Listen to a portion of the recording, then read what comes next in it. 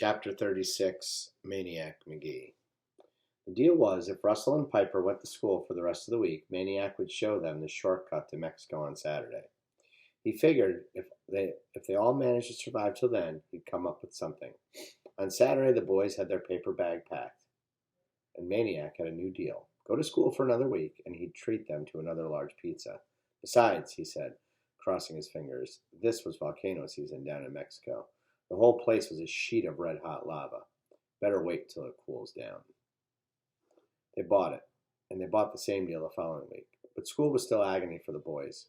It had to be worth more than a pizza a week. But what? The brothers thought and thought about it, and soon began to realize that the answer was sleeping between them every night. Ever since the famous Maniac Magee had showed up at their house, Russell and Piper McNabb had become famous in their own right. Other kids were always crowding around, pelting them with questions. What's he like? What's he say? What's he do?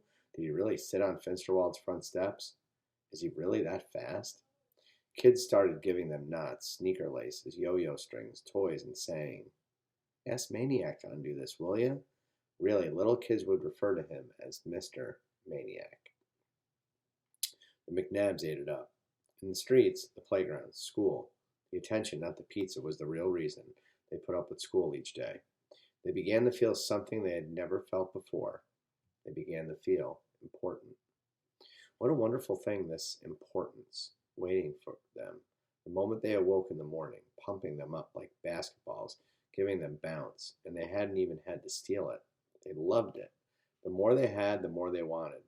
And so, when Maniac tried to cut the next pizza for school deal, Russell answered, no. No? Echoed Maniac, who had been afraid it would come to this. No, said Russell. We want something else. Oh, said Maniac. What's that? And they told him. If he wanted another week's worth of school out of them, he would have to enter Finsterwald's backyard and stay there for 10 minutes, Piper said, who shuddered at the very thought. When Maniac just answered, okay, it's a deal, Piper ran shrieking from the house. On the next Saturday morning, Russell and Piper and Maniac set out for Finsterwald's house. About 7 blocks away, they took the alleys, and along the way, they were joined by other kids who were waiting, and their eyes at once fearful and excited. By the time they got to Finsterwald's backyard, at least 15 kids huddled against the garage door on the far side of the alley. Maniac did not hesitate. He walked straight up to the back gate, opened it, and went in. Not only that, he went all the way to the center of the yard. He turned, folded his arms, smiled, and called, who's keeping time? Russell, with his throat too dry to speak, just raised his hand. For 10 minutes, 15 kids, and possibly the universe, held their breath. The only sounds were inside their heads, the moaning and wailing of the ghosts of all poor slobs who had ever blundered into Finsterwald's property. To the utter amazement of all, when Russell finally croaked, time, Maniac was still there, alive, smiling, apparently unharmed. Even more amazing, he didn't come out. Instead, he said, say, you guys, how about adding this to the deal?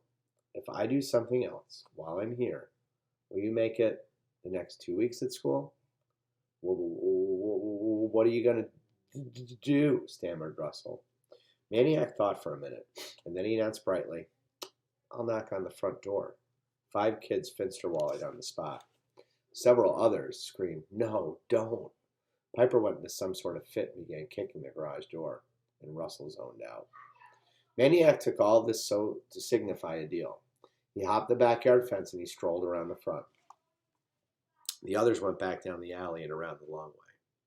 They stationed themselves not only across the street but almost halfway up the block, and even then they squeezed together in a bunch, as though if they allowed any space between them, Finsterwald might somehow pick them off one by one.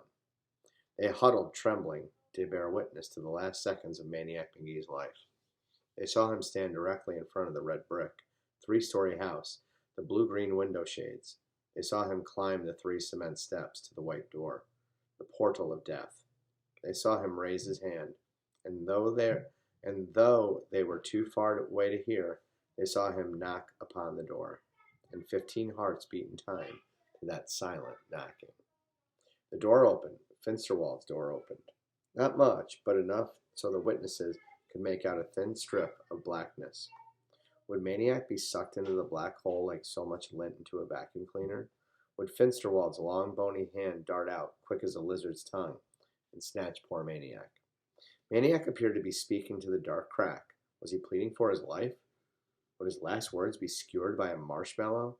By Finsterwald's dagger-tipped cane? Apparently not. The door closed, and Maniac bounded down the steps and came jogging toward them, grinning. 3 kids bolted, sure he was a ghost, and the others stayed. They invented excuses to touch him to see if he was still himself, still warm, but they were positively certain until later, when they watched him devour a pack of butterscotch crimpets.